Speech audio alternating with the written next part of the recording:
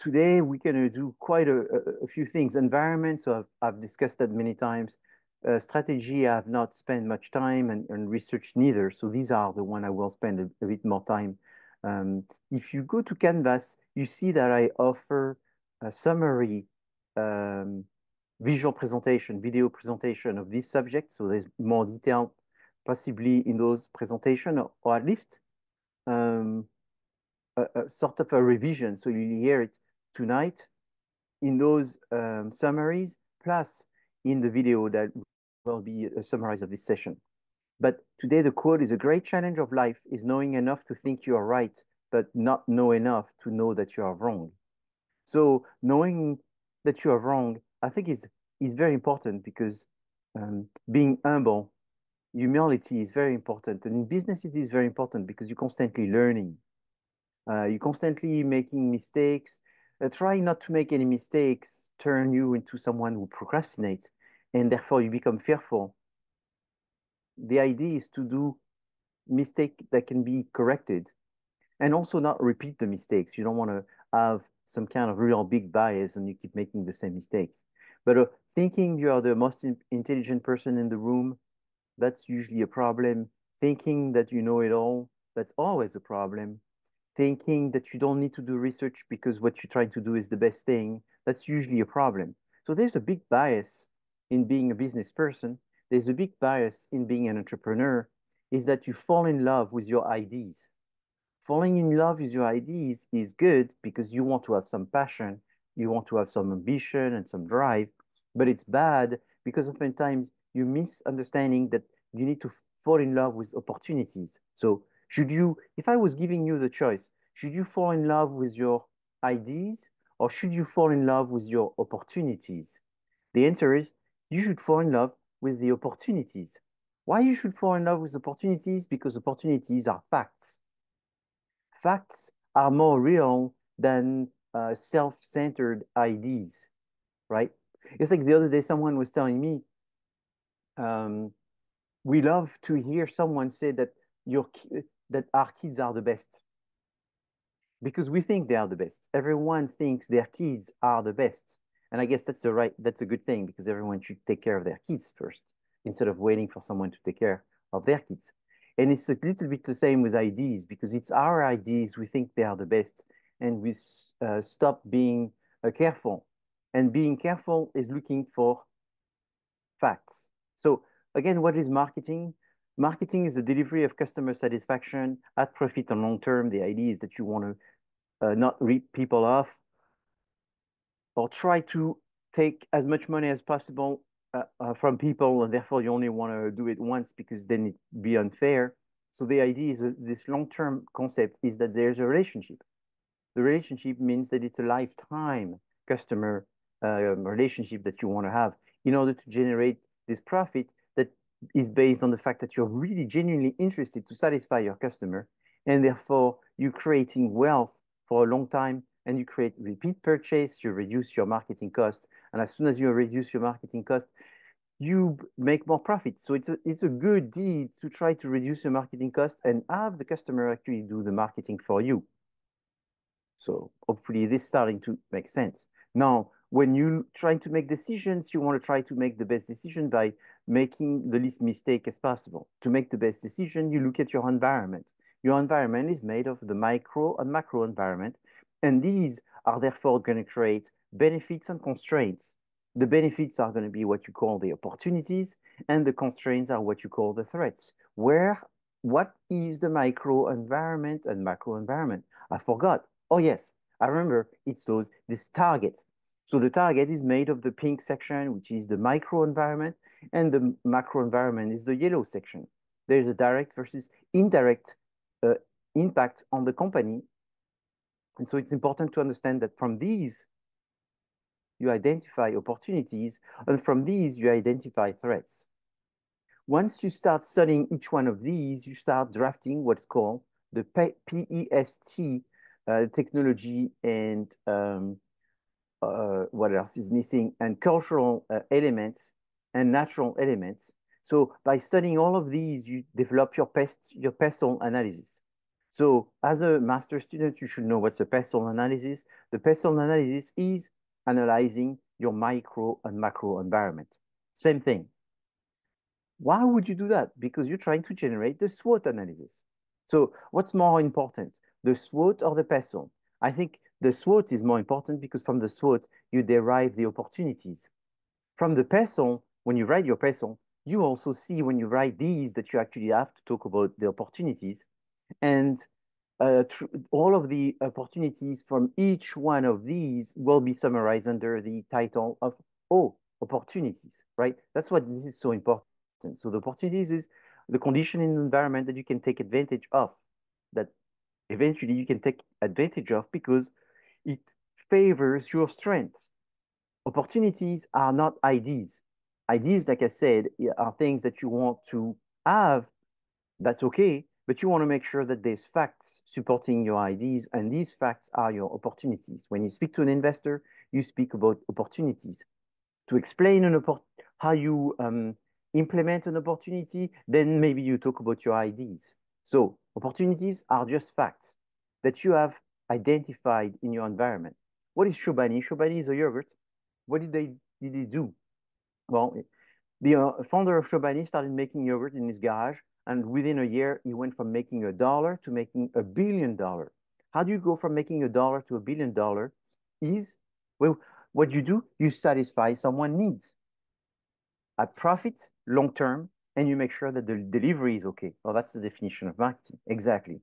But what opportunity did he find out? The opportunity he found was something that was actually very reflecting the owner's, founder's own needs. So is it possible that sometimes the opportunity is about satisfying your own needs? Yes, as long as it's not just you. So what was the opportunity here?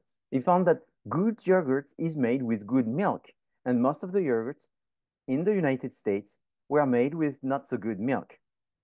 Why? Because the consumers didn't complain. So it's like you take a frog and you put a frog inside the pan and you make the water go little by little warmer. What does the frog do? Well, the water becomes warmer and the frog doesn't jump out of the pan, stays there, and then eventually got boiled. But then you take boiling water and you throw a frog in the pan. What does the frog do? The frog jumps out.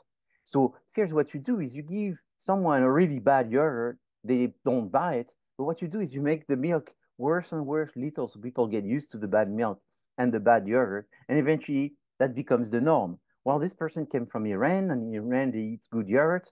They try very hard. They don't make a bad yogurt. The worst yogurt in Iran is like the best in America. So this person came from Iran and said something is wrong with this yogurt. What is it wrong? The milk is wrong. Let's look for good milk and make good yogurt. It's that simple. But if this gentleman was the only one in America that wanted a good yogurt, then that would have never worked. Here's a company called Union Wine, and they make a brand of wine which is called Underwood. These are the Underwood products, and they had the hardest time selling these. Eventually, they had no more money. They were going bankrupt. This was the end of the game, and they decided to throw their last event. When they threw their last event, the insurance company said, you cannot have glass bottles. You need to have plastic bottles. And then they say, oh, can we use aluminum bottles? So what they did is they put the wine in aluminum can. Well, they were the first one to create aluminum can wine, and they became a multi-billion-dollar because that was actually answering a need. People said, I could drink wine in aluminum can starting in 2010. Before this, people would not buy it. So if they came up with this idea, let's say a brilliant idea 25 years ago, it would have not worked. They would have gave up. They would have changed business. They came at the right place at the right time with the right point of satisfaction, with the right opportunity with consumers that says wine doesn't have to have a cork. Wine doesn't have to have a glass bottle. So who's right? The customer. Is the customer always right? Almost always right. That's what's very, very important. Give the customer what the customer wants. So in that situation with Lottie, it's the same thing. What do the customer want? What does she offer? What do the customer want? And you have to find this match. Once you find the match, then you can talk about the opportunity. Then you can explain the plan in order to satisfy these customers. And then that's it. Once you understand this, then you can do any business. You can go start selling apartments in Florida. You can sell ketchup. You can sell concerts, music concerts. You can sell um, uh, um, actors, movies, anything. It's the same process. But what once you understand this matching the opportunity with the business. But it's easier said than done. As you will see, you will be looking for opportunities, and the hardest thing is to find them. This was a student came to me and said, I have an idea. These are the normal twist top on a little container, and I want to make one that keeps the memory of when you open this and when you close this. So what's the idea? A container where you can put medicine inside that opens and closes, and it tells you when it was the last time that you opened. Is that good? It doesn't matter because it depends on the fact. What's the fact? No, no, no. I'm in love with my ideas. I'm going to make a container that opens and closes and remind you when you open and closed it. Okay, tell me about the opportunity, and then I will tell you if it's good. Then the student came back and said, the opportunity is grandma forgets. What do you mean?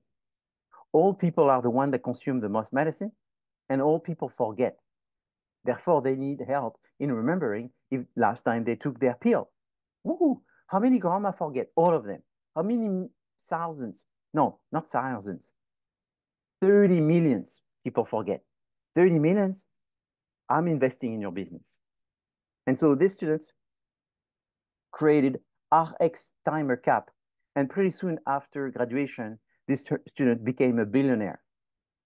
A real student in my class. Now he's a billionaire. He has a big cigar on a yacht. It doesn't work anymore. He retired. He was like 25 years old. So what did he do? He had an idea which was supported by an opportunity. Very simple. In fact, if you go to Costco, CVS, Walmart, you will see his products. They are essentially everywhere in America. I wish I invested in his business. I was just telling him about finding facts and so forth, and eventually he found investors, and eventually just got the whole thing figured out. He just loved my class, as you can imagine, being retired at 25. Sweet. Um, so again, it can be applied. The student was an engineer, and he had this simple thing. The cap already existed. The system, it was not even a complicated engineering thing. It was very simple because this cap that was recording already existed. All he did is he put it on the medical capsule. And so nobody had put it on the medical. They had put it on some other things. So I think he got even approved by Medicare and by Kaiser and all this. So it's just a printing money printing machine that he created by this simple thing. Anyway, so that's what I'm trying to tell you. It's kind of worth it learning about this because that's kind of what may make your life quite exciting because you find some exciting things that you want to roll out. Now, justifying research. Well, why would you care about research? Because you need to make better decisions. And therefore, to make better decisions, you need to get information. Remember, opportunities are facts. So you'll be looking for those facts. So marketing research is to identify, collect, analyze, and report information for the sake of making better decisions. Because you're looking for solutions. You're trying to solve some problems. So the problems is, what should we do to help Lori? We should find opportunities. Where do we find opportunities? By collecting data. So where do you collect data? So if you have a business, you collect data in your business. Who's buying what? How much have we sold this month, last month, the same month a year ago? Then you also collect by surveying the market, which is called marketing intelligence. So marketing intelligence is reading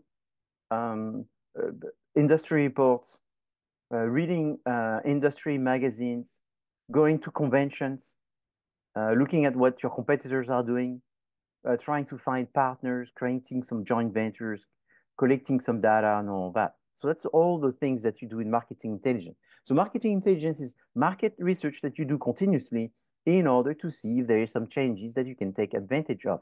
These changes become opportunities, and then some you take advantage, some you don't. Marketing research is different than marketing intelligence because you don't do it continuously. Marketing intelligence is you have a problem. Is our prices too low? Are prices too high? Um, should we start selling to men? We were selling to women. Should we start selling to men? So then you need to do a market research to see if it makes sense. Should we have more concerts? Should we have concerts more on the East Coast versus the West Coast? Should we have concerts in before Christmas, after Christmas, during the winter, during the summer? What should we do about concerts? Who should be the person opening the concerts? Who should be the person finishing the concerts, right? Which venue and so forth. So that's market research. So now where do you collect data? There's two types of data. There's existing data. This is called secondary data. And then there's primary data, data that you collect yourself. So if the data doesn't exist, you need to collect it. You will be collecting primary data. If you already find the data and use the existing data, you're using secondary data. Secondary data is great because it's cheaper, it's faster to get. Primary data tends to be more expensive and it takes time to get. So the issue is if you cannot find the data, therefore you need to collect it. If you can find the data, most of the time, that's all you need. Trying to do surveys, for example, is not the right answer to market research problems. Doing a survey is not what people do systematically. In fact, trying not to do a survey is what you want to do by finding someone who did the survey and finding the answers that they have. That's why Google is such a wonderful thing, and that's why Google is so successful. You don't need to write a book every time you have a question. You put it in Google. That's why AI is so successful, because you don't need to write a big book and read the whole thing to get an answer to a question. You use AI so you can get straight to the answer of the question that you have. So that's the same thing as secondary data. Don't read the whole book if you can just ask the sentence, specific question on AI. So my recommendation is try to stick to secondary data and avoid primary data if you can. Now, if you cannot, and therefore need to find primary research, which for example is very likely to be the case in this project, you don't want to do a survey. You want to avoid surveys at all costs. So when you do a survey, you do a survey when you've done everything. You've done secondary data and you couldn't find what you want. And then you did primary data, which is called qualitative. So qualitative primary data is asking a few people some questions. So you ask one person, that's called an interview. You ask three people at the same time, it's called a focus group. So just to put it in statistical perspective, secondary data, maybe it's 85% of the time. And primary data, qualitative, meaning asking a few people some question, is 14% of the time. So which means, no, not 14. I'm going to make it more obnoxious. It's like, yeah, so it's 85 plus 14. That's 99. So secondary data plus interviews are essentially 99% of the data that you need to collect. So the rest is quantitative research, meaning doing a survey if you want. So 1% of the time you should do a survey. So should you do a survey in this class? One time, no. Should you do a survey in this class? Two times, no. Should you do a survey in this class? Three times, no. I'm saying three times no to doing a survey because I don't want you to do a survey. You won't get a better grade from doing a survey. If you do a survey, you're going to look like you either didn't hear me say it three times, not to do it, or you like to do the opposite of what I'm telling you to do. And that's okay. You still could get an A, but you're just making it harder on yourself. Surveys are sort of an extreme case. Um, Surveys are most likely to be done by bigger businesses, more risky decisions that you have to take, and when you could not access existing answers to your questions, which is happening less and less and less and less and less. Okay, so quantitative research is trying to get some statistical results. So the idea with qualitative research is to go in depth and get people's opinion versus quantitative research is you're not getting their opinion, you're getting the frequency. So it's like how often, like the answer to why do you go to the gym? That's a interview. And how often do you go to the gym? That's a quantitative questions. People are not going to tell you why do they go to the gym. Or if you say, okay, I'm going to ask them if they go to the gym to lose weight or to get more muscles. And you have those two and you force people with those two. You go to the gym to lose weight or to get more muscles. And eventually people are going to be forced to answer one or the other. So they're going to give you the answer to a forced question, But that doesn't mean that's the reason why they're going to the gym. It may be something else. And so therefore, the problem with quantitative research is you're getting some answers, but you're getting answers to your question, and you're getting a statistical result on those answers for specific questions, but you don't actually get what people really think. What people really think is by interviewing them. And the more it's a person interviewing a person is better. So to summarize this, we have three layers of research. The first one, it's the more superficial one. It's called exploratory. So when you're doing exploratory research, you're collecting secondary data and you're doing interviews, qualitative research, which is what I just recommended you. And I went to the point of saying that 99% of the time, that could be enough. Exploratory research may be enough. Now, descriptive research, it's the one where you're looking for statistical results because you want to increase the likelihood of the result of the research to be as precise and as unbiased as possible. So that's descriptive research. And so the descriptive research, the most common is to do a survey where you're asking questions. When you ask questions in a survey, the best type of survey are the close-ended questions, where you ask a question and there are 2, 3 choices, or you ask a question where there is a yes or no. A question where it says why and it's open-ended is not really good for quantitative research because you're sort of using a qualitative question inside a quantitative research. So you're making your life difficult because you're going to have to read all of these answers and then classify the answers based on where do they belong.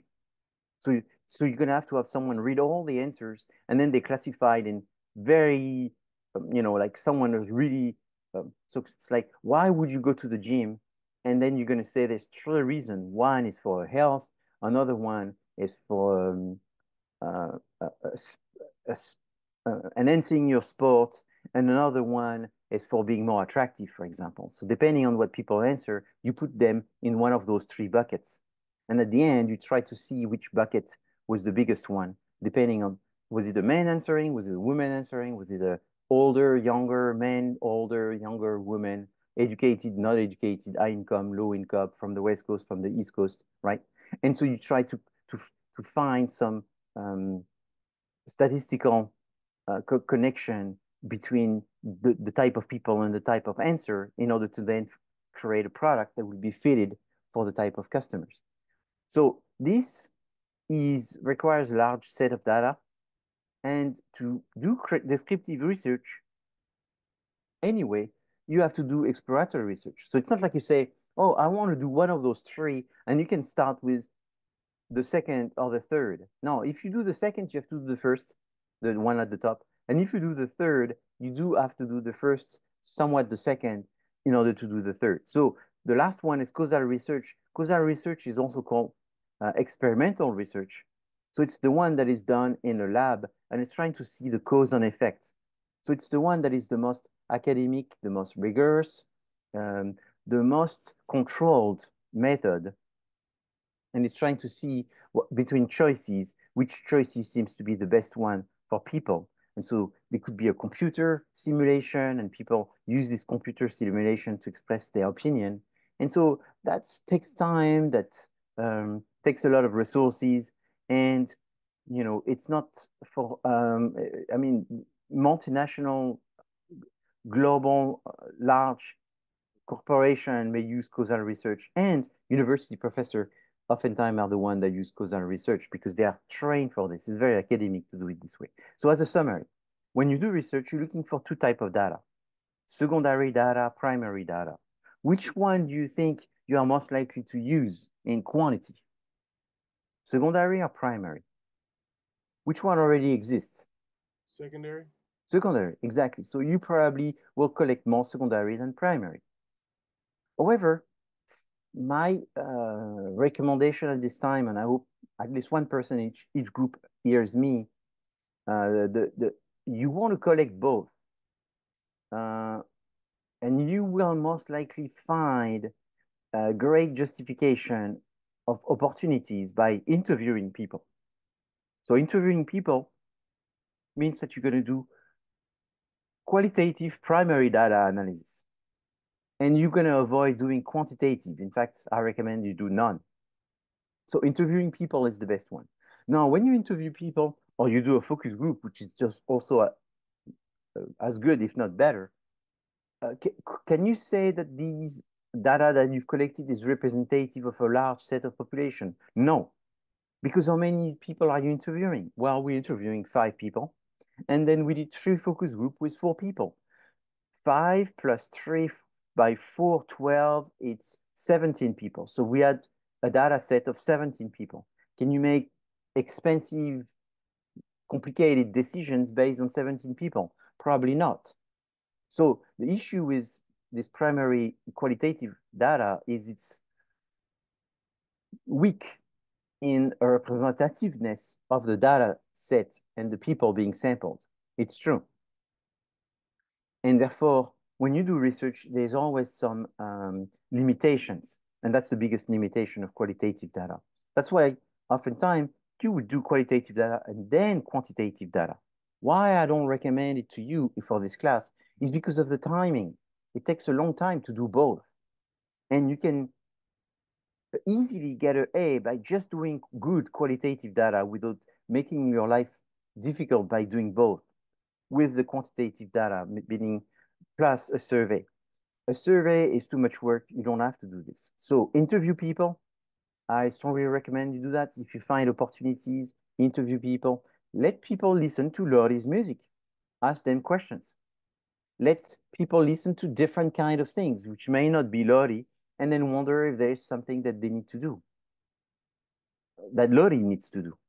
And so putting people in the position of a potential consumer is the best thing you can do. It's like role playing and investigating. So that's what I'm trying to recommend. However, for the sake of knowing what is research, when you do qualitative data, you have descriptive and experimental. I just explained a few minutes ago. Descriptive is when you're looking at the frequencies, you're doing a survey, asking people questions. And experimental is when you put people into a computer simulation, for example, and people just play the game, not realizing that they are being tested and giving information.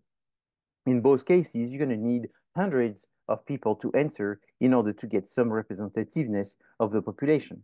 The more questions you have, the more people you're going to have. So if you have 10 questions, maybe 100 people is enough. If you have 20 questions, maybe you need 350 people. So this is measured by something that's called chi-square. So when you're doing experimental and descriptive research using a lot of statistical formulas in order to measure all kinds of different things in order to show the reliability and the validity of your research. Okay, so descriptive research is survey, and then I talk about observational. Observational research is when you actually have a recording device. So basic recording device could be a video, where you video people walking into a store. And you make changes in the store and you see how many people go on the left versus on the right. You make other changes, you see how many people stop. Then you make other changes, you see how many people try to grab the product, touch the product, and you see how much time they spend in the different areas. And so then you make inferences that though certain change generate different responses. And that's why it's quantitative, because you need a large amount of people going into a store to measure a large amount of people with one kind of architecture of the store and see their behavior in order to see the different changes. So you don't change too many things at the same time. Otherwise, you have a hard time connecting the changes you made in the store with people behavior. So you just change one thing at a time. So for 1 week, you have 600 people that go into your store, you make one changes. Then the next week, you make another changes and you see the changes. So it's complicated because you could have seasonality and therefore different people with different needs and different behaviors. So as I say, there is no a perfect situation. You always have limitation and biases, so you can't just think that it's all the same. You have to constantly think about what are you doing and what changes does it make. What's important here is to remember this. I said it many times, I'll just say it one more time before we move on, is I do recommend, so what should you do? You should look at secondary data. I know you all of you are very good at the Nielsen data bases and all kinds of tools in order to review an artist and the competitor of an artist. And I can see in the only draft that I read that you've already started doing that. So secondary data is something you do, and that's fantastic. Now, primary data is where you may be less comfortable. You need to ask questions to people. So how does that come?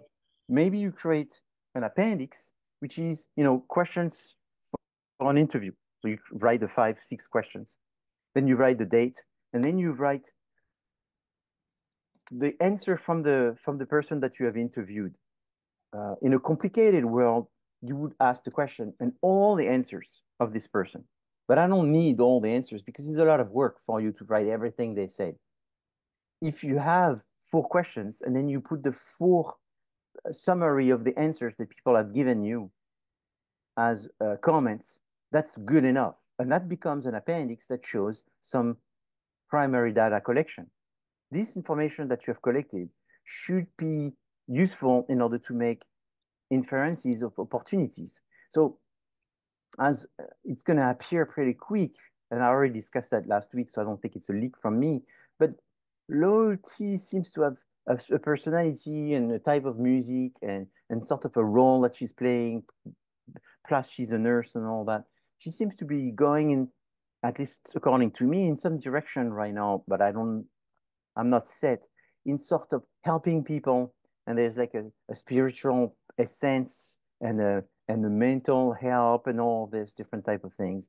And so having discussion with people and, what do they listen when they are trying to get mental health? Do they listen to alpha wave? Do they listen to some other Earths thing? Do they listen to Sade? I know that artist has come up a number of times. I don't know. Do they listen to classical music? What do they listen and how do they feel and what's been the trend? So I think you probably will find existing answer to these questions in secondary data. But I think by talking to people, you will get fresh information and then you will have the opportunity to have them listen to Lori's music and see if she sort of fills in that gap or if she needs to do anything. Okay, so that's the direction I would say that you should look at right now. Now we're jumping into strategies. So strategies are very important, and being strategic means that you're being organized. At least you're in your head, you're being organized. So I've had a number of discussions with students this week from the cohort through email, where they're sort of pitching to me their ideas and so forth, which is okay. Remember, I'm not saying ideas are bad as long as you can convert them into opportunities and strategies and all that. So they are having a hard time understanding that there's big strategies and small strategies. The big strategies are called strategies and the small strategies are called tactic. So here I'm using this visual thing that you may have seen, hopefully you've seen it in your life. They are called Russian dolls, madrushka in Russian.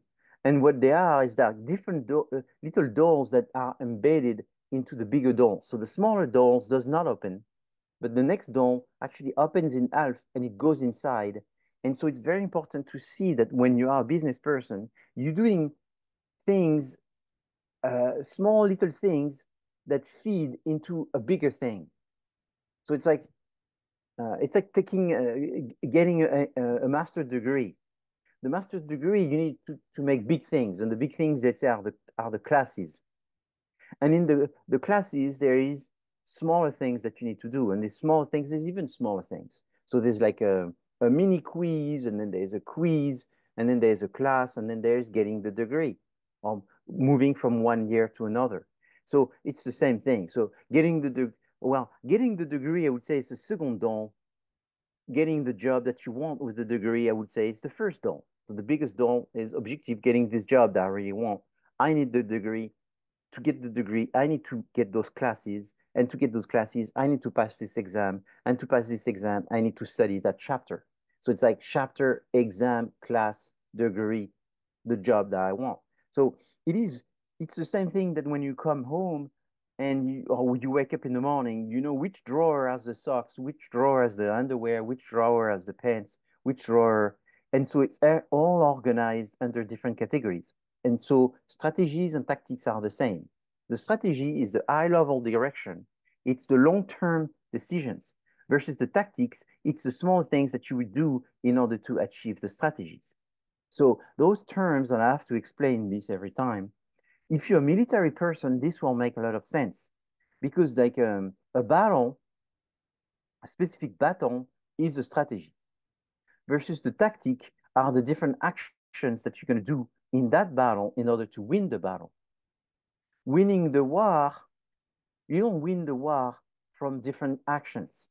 You win the war for having made the right strategies. But the strategy is won by having the right tactics. So the tactics are the details that have been done at the time of the battle to complete the battle and succeed in the battle. And eventually, if you win enough battles, you will win the war, right? So in business, it's the same thing. Is you have finding an influencer for the social media. That's not a strategy. Finding an influencer for your social media, that's a small detail that goes into social media. And even social media is a small detail that goes into communication. So your strategy is going to be communication. Social media is going to be a tactic. Finding an influencer is going to be another tactic, which is a subsection. And then saying if you post the influencer on Tuesday and then you post the comment person on Thursday, these are all details. So the details are the tactics. So this is where now maybe you start understanding when I tell you the best opportunities are the one that generate strategies and not tactics. Tactical strategies are okay. Sorry, tactical opportunities are okay, but they are not as great as strategic opportunities. Strategic opportunities are what you're looking for. The example of the people want a better milk for their yogurt because they care of the quality and they want to be healthy and they believe they will be healthier with a better milk because they want a higher immunity because they're worried about health concerns or whatever. These are strategic opportunities. The detail of the flavors that you're going to have and all this, these are tactical. And the influencers, the celebrity that you're going to use in order to endorse the magazine, the radio, the YouTube channel that you're going to use in order to sell the yogurt, that's not strategic, that's a tactic. So that's what you constantly have to think about, the big idea, the small idea. Yes, Luis, I'm sorry, I didn't answer to you. I just wanted to finish my description. So in business, would marketing as a whole be considered a tactic to the long-term goal, which would be to, I don't know, sell more products or make a profit as a business? So, so the goal, the objective, um, if you say, we need to do a concert on March the 17th, that would not be a strategy, that would be a tactic because you don't become a successful artist with one concert. And you don't pick random concert or praying that that's going to be something good for you. You don't go to random venues. You pick the venue and you strategically select the venue, how many you can do. Maybe too many is this number, too few is that number. For the first year, the numbers are different than the second year and the third year. So you have steps for different milestones. The first year, there's 12 months, you do 12 concerts. The second year is you do three per month. And then the third year, you do less concerts, but bigger concerts. So you have the strategy of growth. The objective, the most common objective in business is increase sales, and increased sales is usually exemplified growth is usually exemplified by increased sales. And so these are the most common objective. But sometimes your objective is not to increase sales. Sometimes your objective is to get people to perceive your product is higher quality. Right now, you did some interviews and they tell you, oh yeah, the quality went down. It used to be better. I used to care um, for this band, but now this band, I don't think it's anything that I'm interested, right? And so I remember the other day I was telling my kids about Enrique Iglesias. which had such great songs. But this was 10 years ago. They say, oh, 10 years ago, who cares? It's old, old. He, he's nobody anymore. And so it's like this. It happens very quickly for artists to go from fame to not so much fame because they are not doing the right thing in order to be perceived as being popular. And therefore, popularity does not happen overnight. So you have to scale popularity and trade the milestone to that point. And then when you reach the popularities, you have to think about the program that you need to have in order to maintain this popularity. So marketing is one of the function, if not the most specific function, that really works on this. And therefore, you need to constantly have strategies, which means long-term concepts that you project in the future. And then to achieve these long-term concepts, so they're not objectives, they are the steps.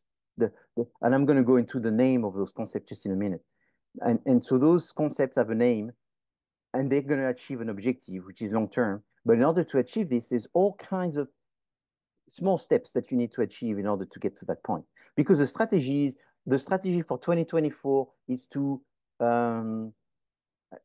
create a new album. And so that's a big idea. But then creating a new album has many steps in order to get there and launch this new album, right? Creating a new product.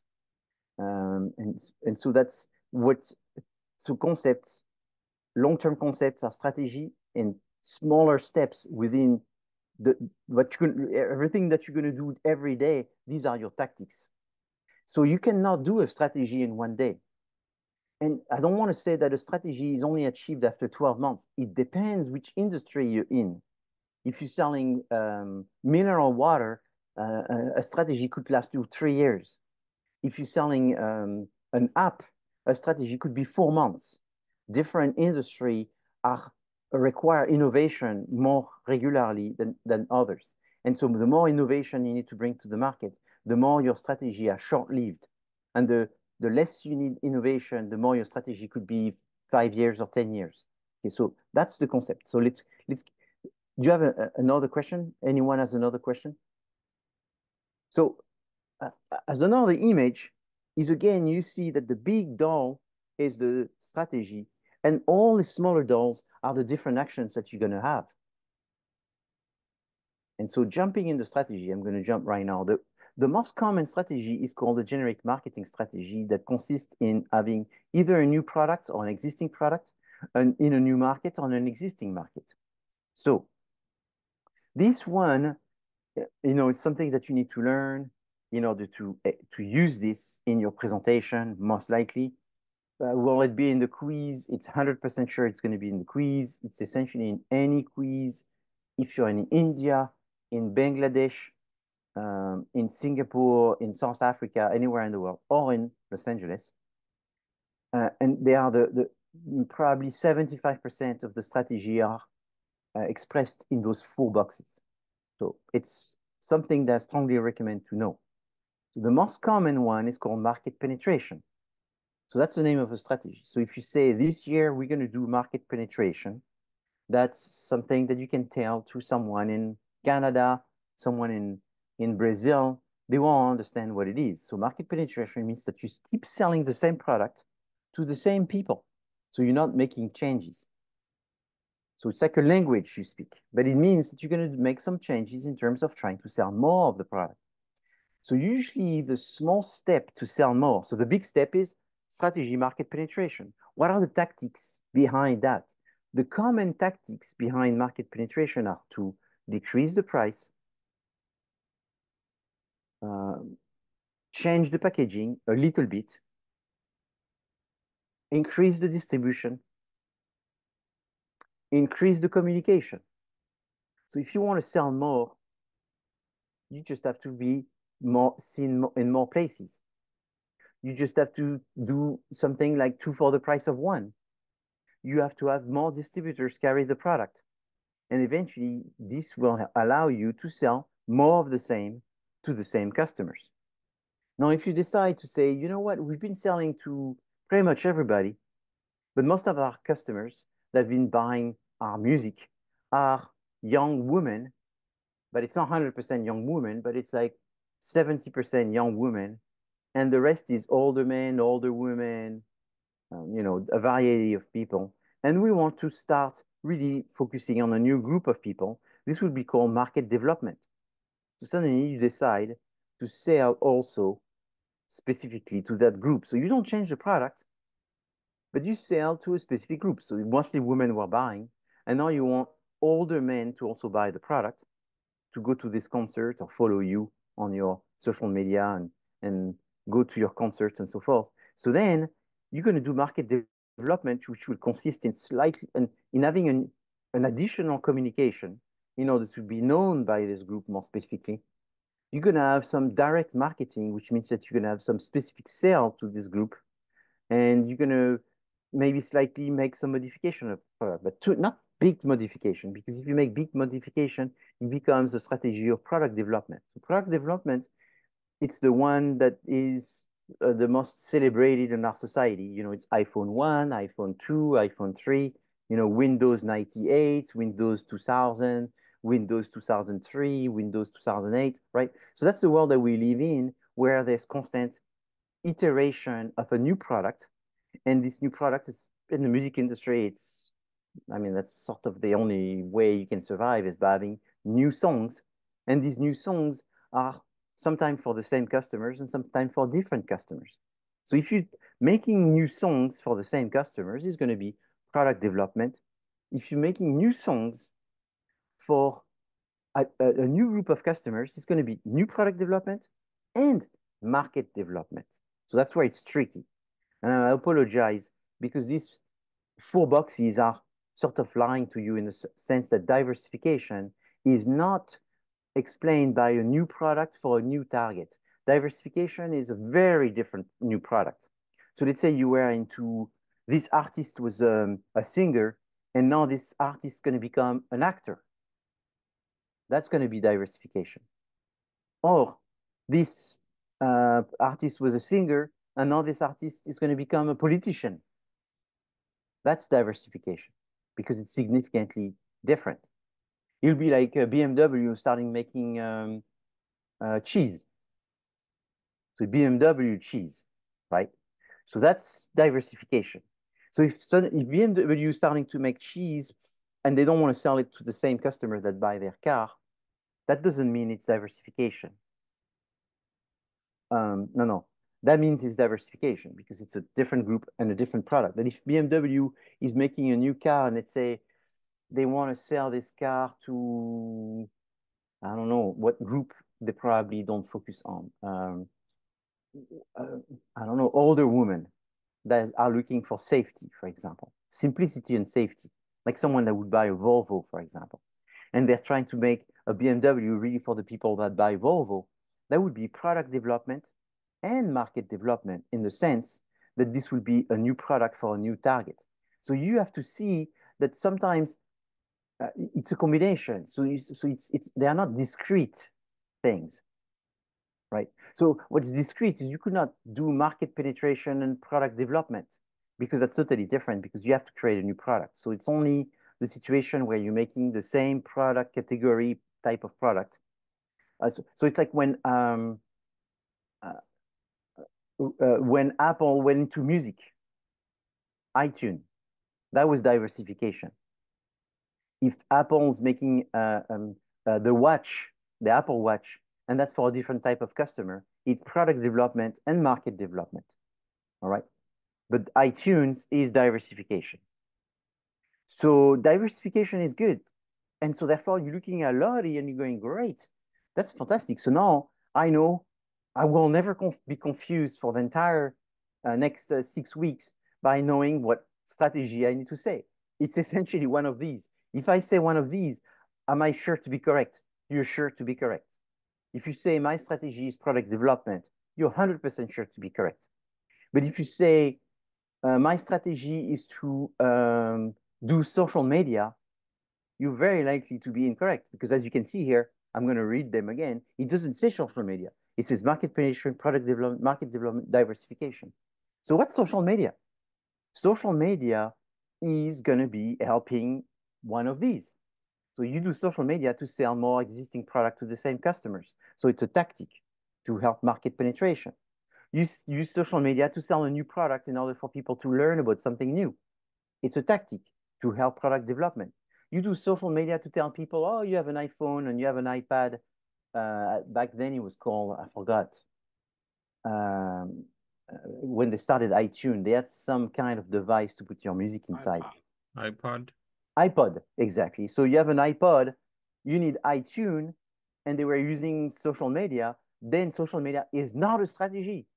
Remove this from your head. That's a tactic to help diversification. So what's very interesting, if you say, I'm going to lower the prices, that's my strategy.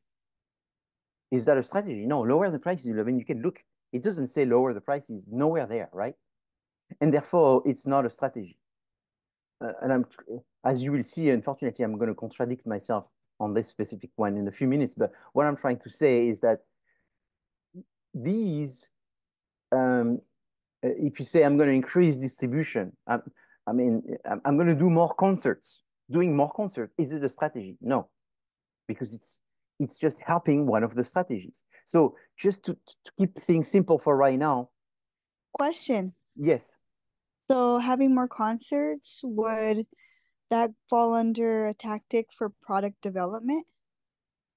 So, well, having more concerts could be market penetration, trying to sell more of the same.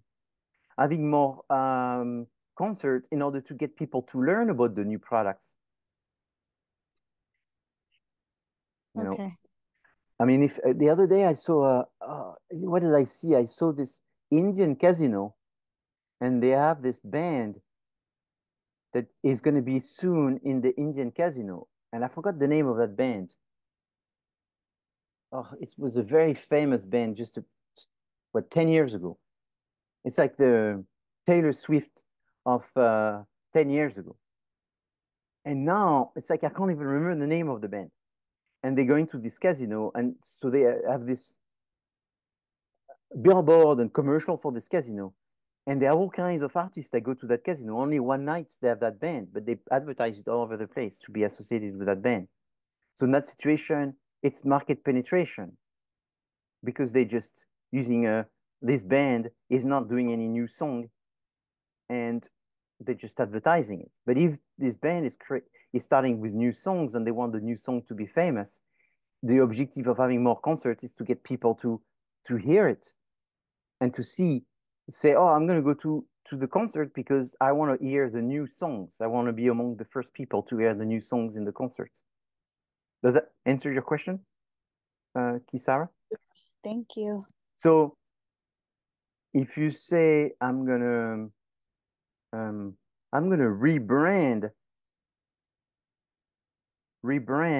let's say maybe someone's gonna come and say Loti is not good, and we're gonna change the brand and come up with a new brand and a new image and a new all of this. In that situation, why do you do a rebranding? Is it because you want to change the product, which I imagine is going to be most likely, or because you're rebranding because you're going after a new group of customers? If you're going after a new group of customers, the big idea, the strategy is market development. And the small steps that you're going to take, one of them is going to be rebranding. It becomes your tactics. So it's very important to see that tactics are small steps within bigger steps. Okay. So the basic competitive strategies, and so there's more than these. I just told you this is about 75%, but there's more of them. There's also the competitive strategy. So one of them is called overall cost leadership. So overall cost leadership is when you want to have the cheapest to be the most affordable. So I don't think this will apply to Loli, but I just want you to know it exists. It's also a strategy where you know that there's people looking for the cheapest one, and that's what you're going to try to sell. Now, you could also have the strategy of being focused. Focus means that you're not going to go after all the customers, but you're going to focus on a specific, very niche type of group of customers. So for example, a Raika shoes, I don't know if there's any one of you that know that brand, but I would not be surprised that Lori knows that brand because one of the targets of the Raika shoes are nurses. So they are like sports shoes, tennis type of shoes, but that they made mostly for women first. That was their target. But women are on their feet all day. So women that works in the restaurants industry or the hospitals or the hospitality type of industry and so forth. So these people will know about Rika because if they go and get a catalog for whatever accessories they will use in their job, Rika would be the type of brand that would be there. Now, another one is called differentiation. So differentiation is a strategy which consists of making a product that's very different. It looks different, it's used different, it sounds different. And I mean, you have to think about Apple 10 or 15 years ago when they had this campaign which was think different. The system was different, the look was different, the way to use it was different. Eventually, they could not use that slogan and strategy because they became the mainstream type of product. So then they had to come up with a different slogan. But being different, obviously, there's a connection between trying to be very different. You don't go after everyone. You go after a specific group of people that want to be different, that embrace these differences, that seek different brands. And therefore, it's not a mainstream type of strategy. Middle of the road, that's a more mainstream type of strategy where you know that you don't want to be specialized on having many differences. In fact, you're going to go, you could call this the vanilla ice cream type of strategy. You won't rock the boat. You're going to take a position that you will want to sort of be universal, not for the young, not for the old, not for the rich, not for the poor. You want everyone to sort of like your product, but it's not a product that most people get excited. It's a product that is fine. The price is right. The look is okay. Nobody's totally in love with it, but it just works. So when you don't really know what to buy, you buy the middle of the road brand. Do people think that they're buying the middle of the road brand? No. I mean, that's a little, insulting to think that way. So therefore, they just don't know. But that's their strategy, is trying to be somewhat universal. Then there's two more sets of strategy, and one is called the other competitive strategies. Operational excellence is when your strategy consists in being the business that it's the most streamlined, the easiest one the most convenient, the easiest one to learn to use. And so when Alaska Airlines allowed people to print their ticket and then to have their ticket in their phone through the use of an app, that was very streamlined and it made it easier. You buy the ticket online, you download it in the app, you don't do anything else, and then it's in your app. You use the app in order to pass at the register, at the counter, and so forth. Being streamlined is very good. That's what Amazon is trying to do right now with their concept of their supermarkets. You use the app, and then you go in the store, you're a Prime Amazon client, and you're able to shop without any counter. You just grab the things and you just walk away, and it's going to be charged on your Amazon credit card. Customer intimacy, this one is when you want to have a strategy which consists in having the best relationship with your customers. And so when I think about that one, this one is kind of interesting, maybe would connect with loyalty, where she would really want to have a relationship as close as possible, connect with the audience, maybe find ways of being very connected with the audience, maybe do other things than just the music. She talks about this collage and those entertainment things that she wants to do. So maybe the customer intimacy where they know her, maybe it's a club, maybe it's based on all kinds of things that she does. Maybe she has collaboration with people that are not in the music industry, where there's some joint venture, and she gets into being close to people. She makes the music for the people, with the people get other services and other benefits from other collaboration, and it's all built around this customer intimacy.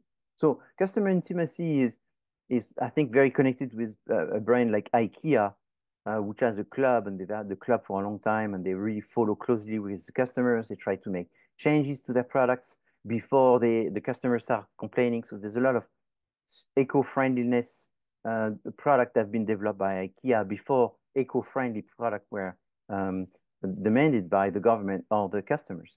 So they are ahead in that terms. Product leadership is when you try to have the product as perceived as the category leader in terms of quality, in terms of innovation. So you want to be seen as the best one, and you're going to be recognized as the best product. Obviously, there's pros and cons in all of that. And when you look at the product leadership, the big problem is, can you keep innovating? Can you keep being the one perceived as the best? So therefore, you have to invest a lot of money in R&D. You couldn't be the best and then pretend to be the best by the perspective of being the best. You have to also complete the loop and have products that are the best. And so that's very, very difficult. But there's some brands that are extremely good at this, and two totally different examples. Apple versus WD-40 as a lubricant. And finally, the competitive strategy of market leadership, market challenger. So market leadership is when you try to have the biggest market share. So in that situation, it's going to say the most sold album, the largest cancer audience, the most heard, the most followed, the biggest fan, and you try to have this market leadership, where in fact the issue of the quality of what you do is not so important. It's just being the most followed. And so you probably think about a lot of examples of artists which are the one that everybody thinks when they think about a specific genre of music, and thinking that the most famous person may not be the best really, but it's the one that people think is the best. So that's very important. There's what the professional people think is the best versus what the customers think is the best. And at the end, the most important is what the consumer think. So market leadership is an example. Then you have the strategy of market challenger, which is a strategy that consists in trying to take advantage of the leader, which can have the biggest share and also the biggest marketing expenses. And they're going to sort of break the innovation in the market, create sort of a halo effect that the market challenger can take advantage of. Then the follower is a brand that's going to be even more remotely trying to invest. And it sort of connects with one before, which is the middle of the road. So I would say the market follower on the middle of the road is very close related. And the market nicher is the same, exactly the same as the one that is called the focus. So these competitive strategies and this market leader and challenger are different school of thoughts, and they use different terms, but they're very close related. And I just wanted to mention them. In the quiz, I'm going to make it very obvious. I'm not going to try to make it difficult. It'll be a straight definition of what they are. If you know those terms, if you know the description, you know strategies. So if you are talking about anything beside these, you're mostly 99.99% talking about the tactics. So that's kind of the rule of thumb. If you don't talk about one of these, you're probably talking about the tactics. In Canvas, if you're looking at the tips, I have this slide that sort of gives you a recap of the strategies and the sub-strategies, which is something I will talk about after, later in the next future classes. But right now, what's important is to know the basic corporate strategies, which is market penetration, new product development, market development, diversification, and the few other ones that I have discussed. This is important. This may sort of hopefully not confuse you. Hopefully it doesn't bore you too much. And hopefully you see the benefit of learning these, because it takes you out of the confusion of knowing, are the ideas I'm giving tactics or strategies? If the ideas that you're giving are one of these, therefore they are the strategies. If the ideas that you're giving are smaller components that fit into one of these, think again of the doll, which are embedded in one another, therefore they are most likely to be tactics. Now, the difficulty is when you generate opportunities, you want to generate opportunities that will lead to the strategies. So if you find that the consumer wants something new, and maybe they have a desire, there is a trend going towards a new type of sound, a new type of music, a new type of character, a new type of image of an artist. Therefore, there's the need of creating a new artist and a new style. Therefore, you're doing product development. Therefore, that's an opportunity that generates a strategy, and that's perfect. That's the ideal situation. So today we're going to have a group presenting Andrew James, and we're going to see what are the opportunities that they discuss for this past client. What are the strategies that they have identified for Andrew James? What are the tactics that they are discussing that will fulfill the need of this long-term big idea, the strategy? So they're going to say the opportunity is this. With this opportunity, the big idea will be the strategy of X. And in order to achieve their strategy of X, we're recommending all of these detailed elements that will feed inside and we'll call them the tactics. If they are presenting this way, therefore, that means that they're organized. In fact, Saturday is very exciting for me because the project that I am giving you for Saturday is the Valley Hive. What's exciting about the Valley Hive, and I don't want to present it to you right now, but I want to give you a little trailer on it. The Valley Hive is a company, one of the largest in Southern California, that makes honey. And honey is a product that has been made for thousands of years, and in fact, has not changed much in 1,000 years. Maybe what has changed in 1,000 years is the way you the way you dispense honey, because 1,000 years ago, they didn't have a little plastic bottle with the shape of a bear that you could press on it with a cap that opens and you could spray it on your bread. That didn't exist. But beside this innovation, there hasn't been much innovation. Now, when you look at the competitors of honey, you find that a lot of the competitors of honey are sort of cheap, bad honey, or they are spreads. When you look at those spreads, you find that there's people actually most likely like the spread many more time than they like honey. But when you ask people, so now we go back to the concept of doing interviews. When you do interviews, they will tell you honey is the best. But then you wonder, since most people tell you honey is better than peanut butter, honey is better than Nutella, why is it that they consume many more times more peanut butter than honey? So there's sort of contrast here. And the contrast is because they find the honey to be a little bit too almost medicinal. And so if you want people to start consuming honey like they're consuming peanut butter, there's something that needs to be done to the honey to become a product that is easier to consume. So there comes the moment of discovery that each group is going to try to present to me that says, after doing research, so that's how you start the sentence, after doing research and doing interviews, which is primary data collection. And we did several interviews. And through these interviews, we identified that people like honey when it's flavored. And in fact, flavored honey is a massive disruption for the industry where suddenly people have the opportunity to taste honey with their favorite taste inside. Could it be a honey with peanut butter taste? Could be. So therefore, you get the benefits of the honey being a better product for you, and then which is flavored to the flavor that you like the best. So that's the best of both worlds. The flavor that you like with the product that's better for your health.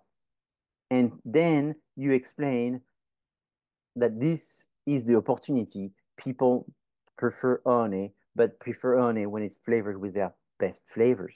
And then the opportunity is people best flavors is one, coffee, chocolate, vanilla, raspberry, and all of these. And then once you actually generate a honey that has all of these flavors, this is the next big opportunity, is you increase by many times the consumption of honey to the point that it's very much the same consumption as peanut butter, which peanut butter is a gigantic spread industry. And therefore, that's the opportunity to come up with a product. And then you go into the strategy. So the strategy becomes new product development with maybe some market development by talking about the specific customer, and then explaining what are the tactics that you're going to do, the objectives, the budget, and all of this going to unfold. I've pretty much made the presentation very quickly right now with no PowerPoint I give you the PowerPoint, you use the PowerPoint. You can change everything as much as you want. Use nothing, use it all.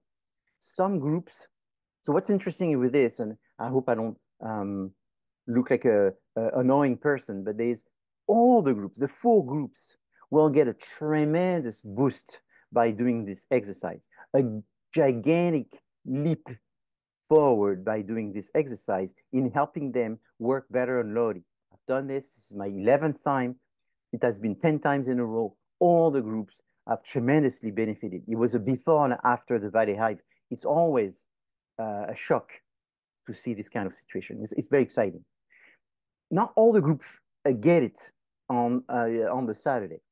I would say there's 50% of the group that get it, and there's 50% that don't get it, but 100% get it after doing it because the presentation is 15, 20 minutes, and that gives us some time to have a discussion for me to tell you where you are strong, where you were weak, what you should have done, asking you if you understand why you should have done this and all that. By understanding how you make a presentation and express the opportunity and express how you discover the opportunity and all of this, suddenly you put your feet in the shoe of a marketing person, and suddenly you understand the role that you need to play in order to do the same thing for loading. Like I said, 100% of the time after the Saturday. Before the Saturday, no, it's not 100% of the groups that get it. But after the Saturday, 100%. So that's why this exercise is there. The purpose is to put you on the saddle as quickly as possible with a simple project that is very easy to understand, the problems, the strategy, the solution, the discovery, the disruption, and connect all of this in a role play situation. All righty, I think we're ready. Good evening, everybody. This is group 4, which is comprised of Brian, Teresa, Sarah, Eliza, Gabriel, and myself, Luis. And today we'll be talking about Schopenhauer and Milgram. Arthur Schopenhauer was a German philosopher born on February 22nd, 1788, in what is known today as Poland. He is best known for his work, The World as Will and Representation, which was published in 1818. In that work, he proposed that the world is fundamentally driven by an irrational unconscious force that he called the will. Schopenhauer's philosophy deeply influenced later thinkers such as Nietzsche, Sigmund Freud, and Albert Einstein. He was known for his pessimistic outlook on life and his emphasis on the role of suffering and desire in human experience. Schopenhauer died on September 21, 1860 in Germany. Now, regarding Milgram, which is a very interesting person indeed, due to the Milgram experiment that he created in Yale, he is best known for his controversial experiment done at Yale University in the early 1960s. In these experiments, the participants were instructed to administer increasingly severe electric shocks to another person under the pretense of a learning experiment. This demonstrated the willingness of individuals to obey authority, even when it conflicted with their own conscience. This study demonstrated what is considered the just world phenomenon, which is the idea that states that the universe is fair and that bad things happen to bad people. Approximately 65% of participants shock all the way to 450 volts. Milgram's work shed light on the power of situational factors in influencing human behavior and raised ethical questions about the treatment of research participants. Apart from his obedience studies, Milgram made significant contributions to the study of social influence, conformity, and small world networks. He later on died on December 20th, 1984 in New York. All right, so let's take a look at some of the concepts of both of these philosophers. So first looking at Schopenhauer. So being a philosopher, he had quite his opinions on quite a few things, but one of the most famous things that he's known for is this 38 points of debate, basically how to, from the art of controversy, he kind of looked at people's debating as, you know, this strategy where he comes up with these 38 points. We have just a few of them listed here. So instead of, you know, he thought instead of logically trying to go into a debate to defeat your opponent, that you really should focus on bringing out the controversy of the debate itself. So basically, when we look at somebody or multiple people debate, we are more intrigued if there's an, you know, opposing views as opposed to just, you know, people having the same points of view. So you're more likely to enjoy a good debate with these, you know, with these arguments than not. So he looked at these debates as basically just a kind of a rhetorical warfare in a sense. So if we want to look at a couple of these just to give some examples, for example, the attack the motive, discredit your opponent by attacking their motives. So an example of that would be, for instance, if somebody were to go to a town hall meeting, say this person owns a nursery, their argument is to beautify the city with hundreds and hundreds of new trees. An opponent to that stance might say, well, you stand to benefit financially from that argument. So in its essence, he's using this attack the motive in that example. Another one might be invent a question, ask a question that leads your opponent into a trap. Most people, if they're going to debate somebody, they've been following them, researching them, so they know that there's always a question that somebody has been avoiding along the way. So they're going to use that as an attack for that person to make the audience assume that that person has been dishonest about something. It may not, usually it's not always true, but the appearance of it is what the opponent is going for. So looking at Ingram, Milgram, Milgram, this gentleman is known for this kind of this experiment where he brings the people in and they believe that they are causing some undue pain on a person. They can see the person, they can see their reaction to their decision being made to inflict pain upon them because they are answering questions wrongly. They are being told by an authoritative figure. The person has a white coat. They appear to be a doctor, people that we respect, and we respect their opinions, that they have to continue doing this. And this is what they're supposed to do. And it gets increasingly more uncomfortable for these people that they are inflicting pain on. So this experiment is an example of this authoritative obedience that his theory is based upon. So even today, you know, these two philosophers are from two different time frames, but even today, their theories kind of intersect. And when we go into the store and in marketing, we see things like clinically proven or FDA approved, or we see a Dr. Fauci or that's authoritative people in our you know generation or in our mind, without even looking at the facts of the matter, we automatically take their opinion for it. So also, you know, Milgram was used, his theories were used in the Nuremberg trials to try to understand why that these soldiers were inflicting these atrocities upon a people for no other reason than the authoritative figures told them to do it. So that's an example. Okay, let's look at the implications and consequences of this. When you obey an authority figure without critical thought.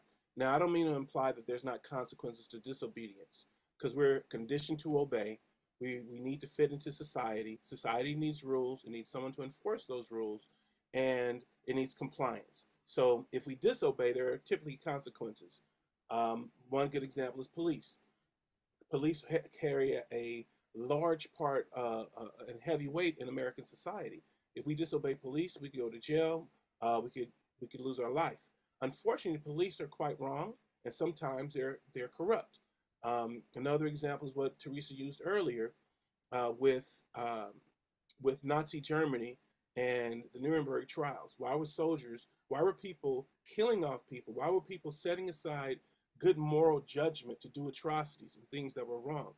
Abu Ghraib, closer to America, we were doing, after 9/11, we were doing extrajudicial imprisonments of people with no trial. If we thought they were a terrorist, they were just tucked away somewhere, and nobody nobody questioned that for a while. And one of the issues with all this behavior where we obey authority without question is that authority like that tends to diminish the value of people. And so if we don't question, if we don't hold the value of people at a certain level, Milgram's experiment, clearly people were uncomfortable. But if you care, would you do that? Would you shock a loved one like that? Well, some people would shock their friends, clearly, but would you shock a loved one, or would you harm someone just because someone told you to? So you have to place the value of people above authority in some capacity. January 6th riot was another one, where people were typically people who obey the police were disobeying the police because an authority figure said, hey, we have to fight for our rights. So we have to be careful about just obeying authority for authority's sake. We have to question everything and only go into compliance with things that make sense, or at least figure out a way to resist if it makes sense, that doesn't hurt us. And then going on to Schopenhauer. Schopenhauer, really a key part of his discussions and his thought process was be right. Try to be right. But you won't know you're right unless you go through the process. And by going through the process, by looking at these things, learning these tactics, you can also tell if someone else is using those, and you can basically fight fire with fire. So that was one of the statements he used. So you learn how to recognize, you learn how to utilize these tactics, but you really want to be right versus try to just win for the sake of winning. And so what are some of the consequences of winning for the sake of winning?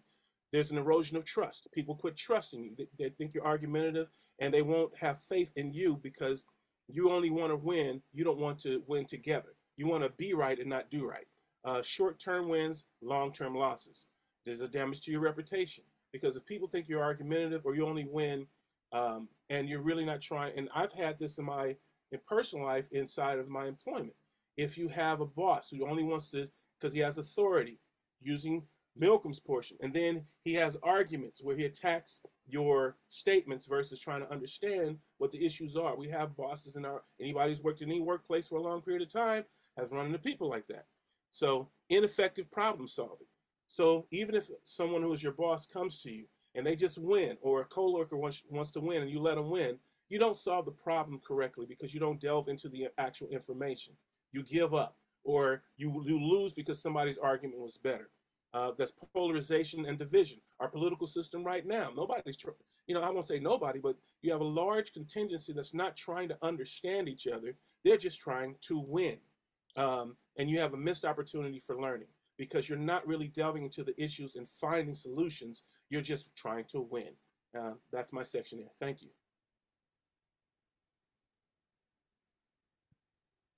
Okay, so how do these concepts show up in society? Although Schopenhauer and Milgram were from considerably different eras in time, their combined influence continues to have an impact on today's society as it relates to marketing, politics, arts, and other parts of society.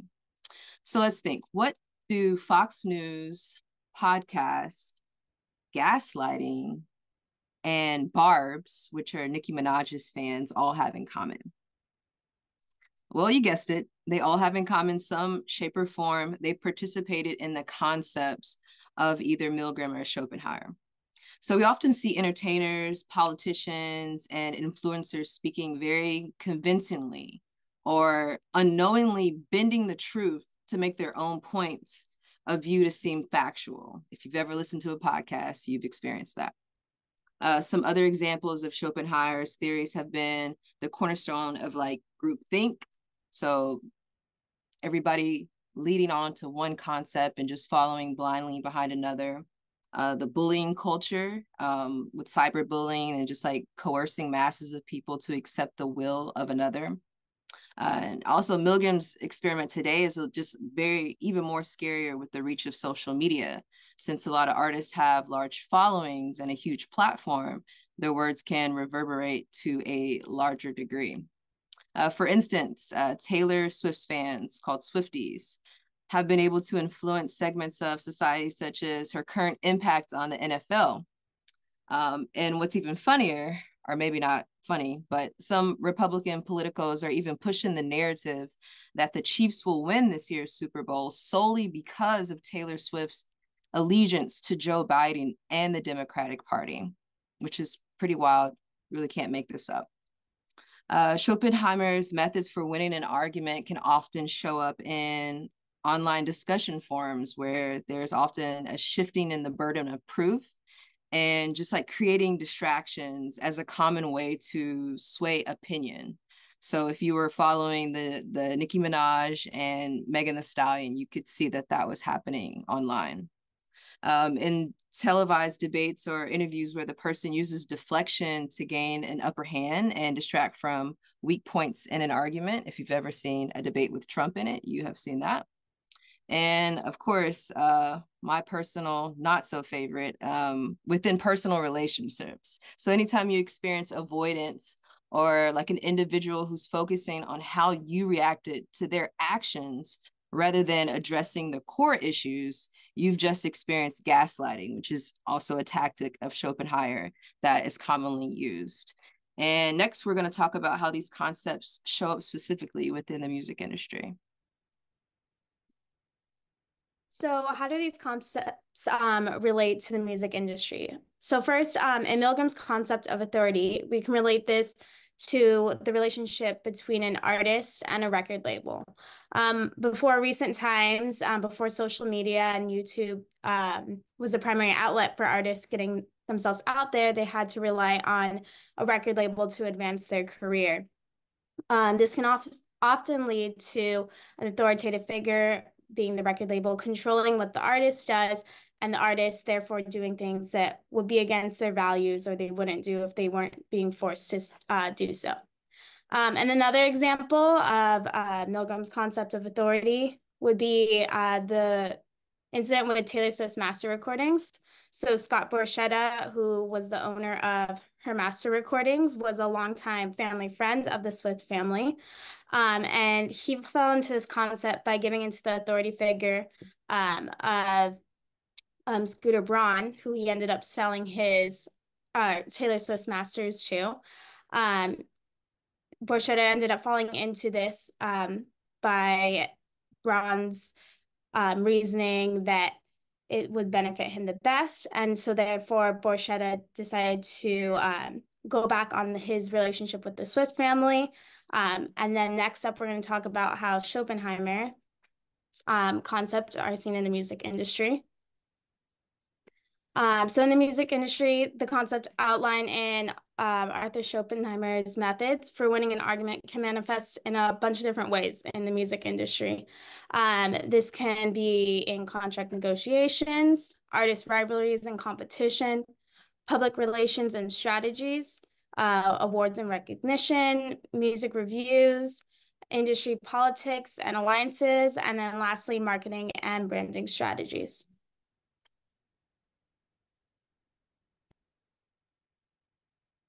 Thank you, Sarah. So in conclusion, we can observe the common themes, but also differences from both authors. Both of them develop a theory on how individuals respond to various influences, whether it's by perception or the impact of decision-making. Both methods involve manipulation in some way by persuasion or forcing authority into them. Either way might seem effective, but wouldn't be considered the most ethical methods to make an argument. But on the other hand, while Schopenhauer focuses on debate strategies that are practical for interpersonal relations or interactions, Milgram centers his work on how people may comply with commands that conflict with their moral values and reflecting on how bigger groups of individuals can respond. In today's virtual world, understanding different communication strategies may allow us to construct dialogue in a more open and inclusive manner. But society has collectively understood that blind obedience, as Brian mentioned, and pushing a subjective point of view is not necessarily the most efficient strategy to build trustworthy relationships. Excuse me. So it's important to note that the constant presence of these methods doesn't imply their ethical or constructive use. Once again, while they may achieve short-term victories, they most likely contribute to a decline in the quality of discussion within a community or obstruct problem solving, and in the longer term just sabotage the trust that's being constructed within those communities. So that's how it's relevant today, but also the applications into the music industry, as Sarah just explained. Recognizing and promoting healthier communication practices is essential for fostering and cooperating within a society. So it's important to recognize that dialogue involves respect and active listening, and not just pushing whatever strategies or subjective point of view will take you to win an argument. Also, the willingness to consider alternative viewpoints, and not only thinking that what we have to say or what we think that's right is necessarily what everyone else should think is right.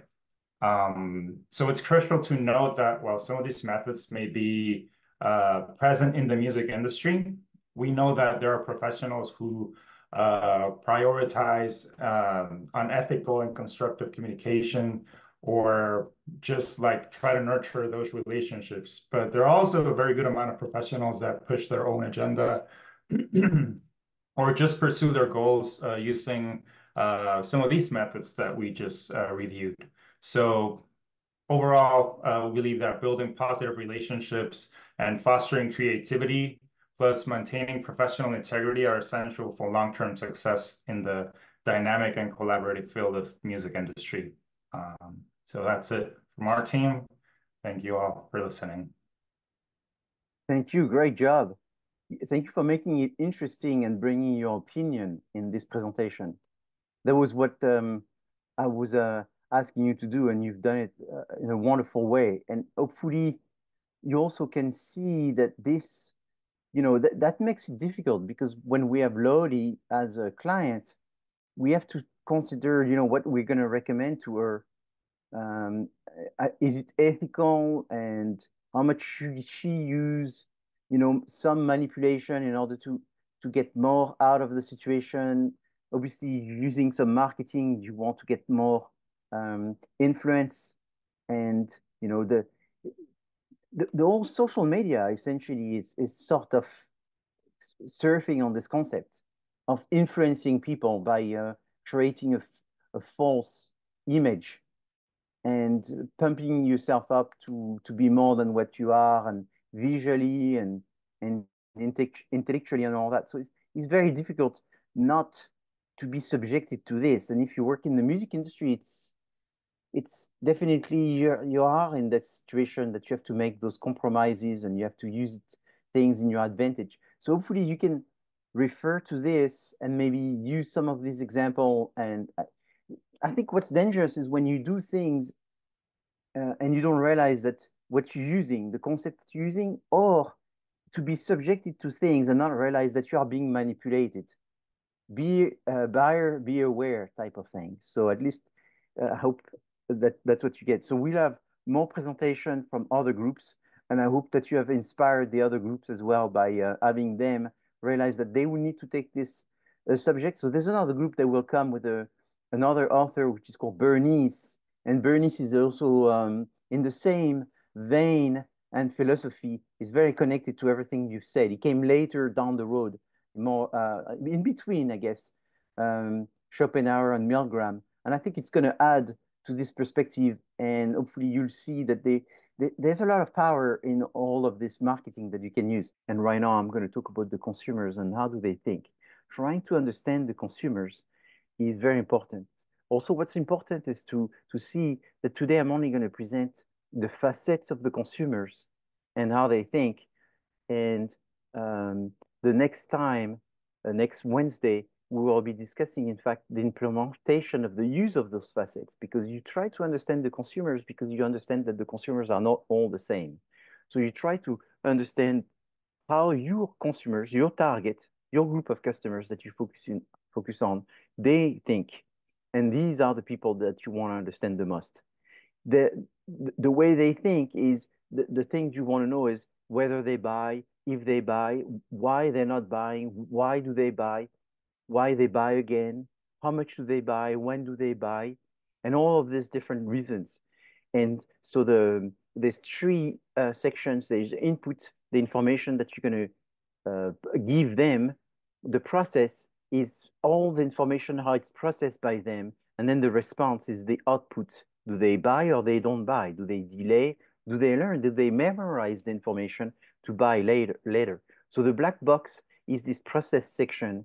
And so the black box, you can sort of anticipate how do they think. What you want to know is what do I need to do in order to satisfy them? You cannot satisfy everybody the same way. So you want to understand your target, how to satisfy them, to therefore create the product that will more likely satisfy them. How do people differentiate? What are the factors that differentiate people? The number one factor that differentiate people, the one that is the deepest factor that differentiate people, are the culture. Your culture predicts a lot of your behaviors. A lot of people think that oftentimes they choose what they want. They choose what they think. And in fact, very often you don't choose. Very often time it's dictated by your culture. Not many people choose their religion. Most people follow a religion which was the religion of their family, of their parents, of their community. Very few people are interested to learn about the whole religion in order to make their own interpretation of the differences, to choose. So a lot of people, as Milgram just expressed, are very much based on some factors such as the authority, what the most common standard way of thinking. So the culture is very important, the subculture, which means the subgroup that you belong to. So you may be American, but you may be Asian American, and you may be African American, you may be a group within a subculture as being a female, a male, as being a young person, as being someone that follows the music. So maybe there's a music genre that you really like. Maybe there's a sports, a hobby that you really like. Maybe a political affiliation that you really like. All of this can become your subculture if these hobbies, this music, this politics has a big impact and is very important in your life. Your social class has an impact as well, because the social class is related to usually the job that you have, to the income that you have. Then there's social elements such as the reference group. Who do you associate yourself with? And then the family. So the family, people think it has the biggest impact when you're a youngster, and it does when you're a youngster, but it also has a huge impact as you become older, because you do replicate a lot of the things that you learn from your family, from your parents, from your siblings. Then there's the concept of the roles. Maybe you have a role because maybe you're married, and within this marriage, you have a role. Within the relationship that you have a role. Maybe you're part of a group, and therefore you have a different status as being the youngest, the oldest, the one that is more specialized, the one that is more knowledgeable. And then you have personal factors, such as your age, and the fact that you may have had kids. And if you have kids, you have a different type of consumption patterns that if you don't have kids, that has an impact. The age that you have, so the different generations, the different occupations that you have, because that has an impact. All of this is sort of interconnected with the reference group, the role on the status, and the social class, obviously the occupation. The economic situation is also has an impact as a person on how much you can consume. The lifestyle. So sometimes the lifestyle says more than your income. So it's like if you're someone who loves playing baseball, maybe you will have a different lifestyle, way of spending and consumption pattern than if you're someone that rides horses or play golf. And so that will have an impact. And then finally, there's the one that people think it's much bigger than really what it is your personality. So when you speak to a consumer, most of the time they will tell you that they make decisions based on their personality, when in fact the personality has a very little impact. Does it have an impact? It does, but it's much less than your culture or subculture, for example, or your family, or your economic situation, or your age. So personality are made by traits, such as you have a trait where you like new things versus you have a trait where you like old things. You have a trait where you like things made in America versus you have a trait that you like things to be imported. These traits have some kind of influences on the product that you will consume and your perception of yourself. If you think that you have a high self-concept, you also try to buy product to nurture and maintain that high self-concept. And finally, there's the psychological elements, which is the level of motivation that you have. So a lower level of motivation, you won't buy as much, you won't buy at all. A higher level of motivation, and motivation is very much based on the problem and the weight of the problem. So it's like you're driving your car and everything is fine. You're not thinking of buying tires. Then you have a puncture tire, your level of motivation to buy a tire goes up, and then you look for a solution. But once you fix the tire, you may not look for information anymore on tires. So the level of motivation is variable based on the problem that you're facing. Like buying a house. I mean, if you buy a house, you don't look for a house normally right away. It goes away. But it depends on your involvement. There's some people that are very involved in a specific product category. I assume in your situation with the music industry. So you're constantly learning about the music, so learning about the artist, and therefore constantly are in a situation where you're motivated and getting more and consuming more and maybe buying the things that this artist is recommending and so forth. The perception is the idea that we have different perceptions based on our previous experiences. So if we had positive experiences, we can have positive perceptions, and therefore we're going to most likely want to buy or recommend this product. And the perception is also based on the different judgment that we make on what we see. So in the music industry is your perception of the quality of the music, the uniqueness of the music, the style of the music, the innovativeness of the music. And so it's based on your feelings. And that's as something very personal that is psychological. The learning is also is based on the repetition. The more you know, sometimes you listen to a song and it sounds really good at the beginning, and then the more you hear it, the less you like it. And that's why you need to, therefore, listen to something else. You can't listen to the same song for the rest of your life every day and only one song. So you have to have a variety of songs. However, sometimes also there are some songs that you may not really like, or people may not really like.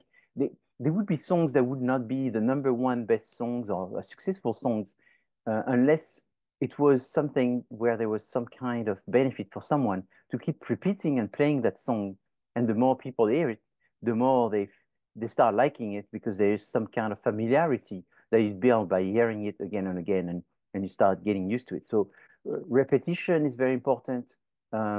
Also, the reputation of the singer.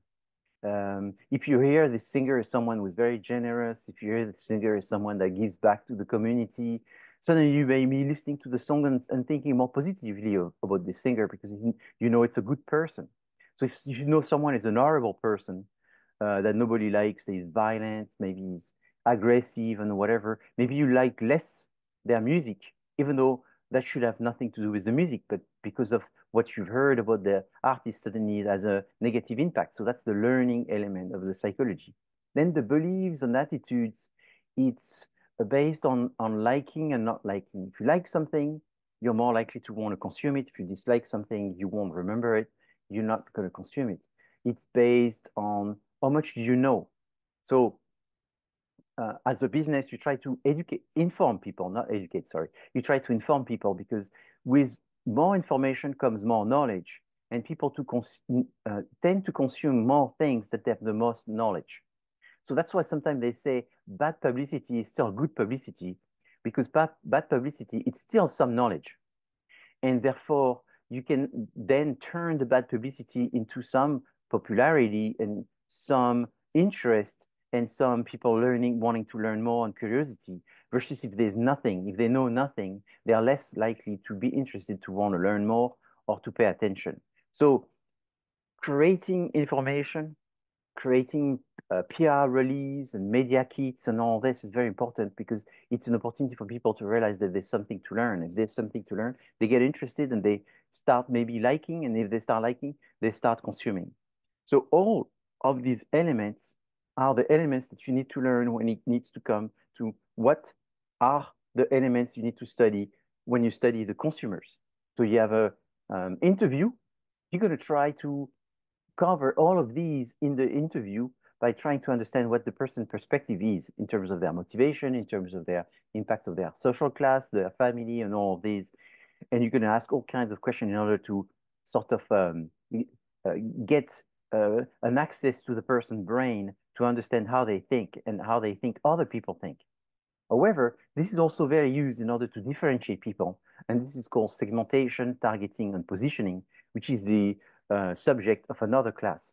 But to do segmentation, targeting, and positioning, which is one of the most important concepts in marketing, you have to understand the elements of the consumer behavior, which the one I just explained. Other elements, one that you may have heard in another class in the past, is the Maslow hierarchy of needs, which is the fact that people go through a different level of needs as they get more interested and more knowledgeable. So the first needs is physiological safety and security, which means people consume products because they want to be safe, they want to eat, breathe, and it's just physiological. The third level is social needs, means they want to belong to some group. The fourth level is they want to have some superiority level, some self-esteem within this group. And then the fifth level is they want to feel that they have done some kind of achievement, self-actualization. So if, let's say, you buy a power drill, you buy a power drill because you want to fix something in your house so that way you don't get a roof leak. You want to fix your mailbox so that way your mailbox is safe and can get your mail. So that power drill is helping you from a security perspective. Then you'll buy a power drill because you want your family to think that you're a good husband, let's say, by fixing the house and keeping the house in looking good. So it's a social thing. You don't want to be let's say, a husband that doesn't know how to fix a house as a stereotype of being a good husband. Then there's the ego need, in the sense that you would want to get the best tool, the professional tool, even though you're not a professional, because you figure that if you have professional tools, you'll be a better person repairing. A little bit like you see people that start an instrument and they buy a very expensive guitar or expensive piano. I mean, if you start, you don't spend $2,000 on a guitar. You spend $200 on a guitar, right? And if you're professional and that you make money out of using a guitar, that's when you start spending a lot of money. But sometimes you have people that have a little bit of an ego, and they're going to say, hey, you know what? I'm starting, but I want to look like I'm a pro. Therefore, I buy the pro equipment to look like I know more than just being a beginner, because you don't like the status of being a beginner. So that's the ego needs. But then the self-actualization is, you may be buying let's say, an old brand of guitar that nobody knows because it's the brand that doesn't exist anymore.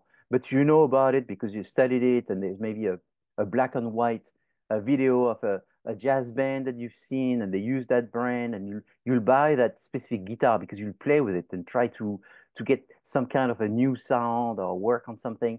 And you don't think that's going to impress anyone, but that makes you feel special for using that guitar. Maybe that guitar was broken in addition, and maybe you fix it yourself, and the sound is not perfect, but you save that guitar from being trashed. You're using it, and you're making a sound that you like, and that's only you. So it's very personal, versus the number 3, social and ego, are very interpersonal. So perceptions are very important because obviously people buy with their eyes. So it's important to make sure that what you think you're giving to people is what they see. Then there's a concept of threshold, which is called a just noticeable difference. So that's very important. I will talk about it a number of times. The just noticeable difference is, what do you need to do in order to be noticed as different? And so for Lottie, that's going to be critical. In every product that you see around you, is if you're exactly the same, it's very difficult to be successful. If you create 100% the same product as everyone else, you won't be successful. For things to be seen different, there need to be a change. The issue is if you change too much, you're going to be too much a different product and people may not want to buy you. Maybe you're too early in the process. People are not so ready yet for so much change. So too much change can be bad and no change is bad. So therefore, the just noticeable difference is how much change do you need to have in order to be perceived as different? That's a big issue when you think about iPhones, for example. When they go from the iPhone 12 to the iPhone 13, some people may say there's not enough change for me, so they just wait for the 14. And some people sometimes wait for even longer before they buy the product because they don't see enough change. There's some people, they just see it's a new product, new equals better, and that's great. You just need to say new for them to buy. But some people will want to know what are the different elements that are new. And so you can call this a cherry on top. And so this cherry on top is, how big should be the cherry? Is one cherry enough? Should it be two cherries? So this concludes pretty much everything I want to talk about the consumer behavior and the importance of the consumer behavior. Besides one thing, it's the buyer decision process. So the buyer decision process are the different stages where the buyer goes through in order to make a decision to buy. So the first stage is they recognize they have a need. Like I used the tire example before, is suddenly they see that something has changed, they have a problem, so they recognize they need to find a solution. They can find a solution by asking information from someone, so you can even ask Google for some suggestions, and eventually they may buy the product right away. Maybe it's inexpensive, and they just find a solution and buy it. Or they go maybe even to the store and they buy the cheapest product just to solve their problems. Or they look for alternatives and then they try the alternatives and then they buy the product and then they see if they're satisfied or dissatisfied. If they're dissatisfied, they look for another solution to the problem. If they're satisfied, they may recommend someone else about this. What's interesting about the adopter category is that there's different groups, and these different groups grow through the stages of buying a new product. So there's the innovators, the first group, early adopters, early majority, late majority, and laggards. What's important is when you launch a new product, when you launch a new artist, is that you need to convince the first group, which is called the innovators, to adopt the product. If the innovators are not convinced, this new artist is not going to be successful. The innovators are sort of the opinion leaders. They are sort of those influencers that are going to see this, hear this new artist and say, oh, this is good. I'm sort of a guru in the world of music, and I'm following this person because I'm a fan of this genre of music, and I'm the first one to be buying it. So you need these first people to start following in order to generate the interest for a broader perspective. So what's important in everything is to create a movement. The movement is this first group that starts buying and then generates interest for wider groups and more people to start consuming the product. So finding the innovators is very important. We see the influencers now are more and more commercially purchasable. And that's why it's expensive to launch a new product, because oftentimes you have to pay in order to get those innovators. But not every innovator is for sale. And so you have to decide which one where do you spend some money and where do you get the true people that will create the movement. I pretty much finished this. There's a few other things that I want to discuss. What I'll do is a short video just to cover the other things and send you that video talking about the business buyer and talking about the global businesses. But right now I would like to move to the group that will be presenting Andre James.